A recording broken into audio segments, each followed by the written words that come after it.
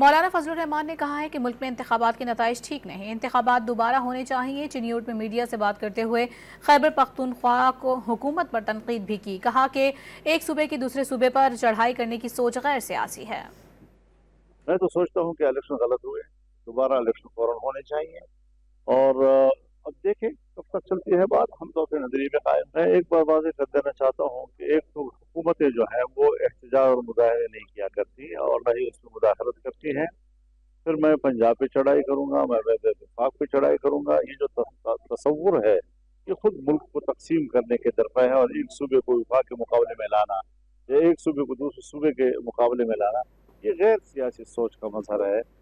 مولانا فضل الرحمان نے کہا ہے کہ ملک میں انتخابات کے نتائج ٹھیک نہیں، انتخابات دوبارہ ہونے چاہیے۔ چنیوٹ میں میڈیا سے بات کرتے ہوئے خیبر پختونخوا کو حکومت پر تنقید بھی کی، کہا کہ ایک صوبے کی دوسرے صوبے پر چڑھائی کرنے کی سوچ غیر سیاسی ہے۔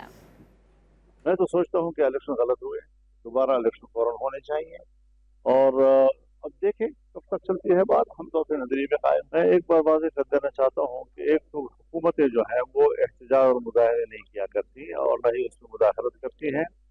پھر میں پنجاب پہ چڑھائی کروں گا، میں وفاق پہ چڑھائی کروں گا، یہ جو تصور ہے یہ خود ملک کو تقسیم کرنے کے درپے ہے، اور ایک صوبے کو وفاق کے مقابلے میں لانا یا ایک صوبے کو دوسرے صوبے کے مقابلے میں لانا، یہ غیر سیاسی سوچ کا مظہر ہے۔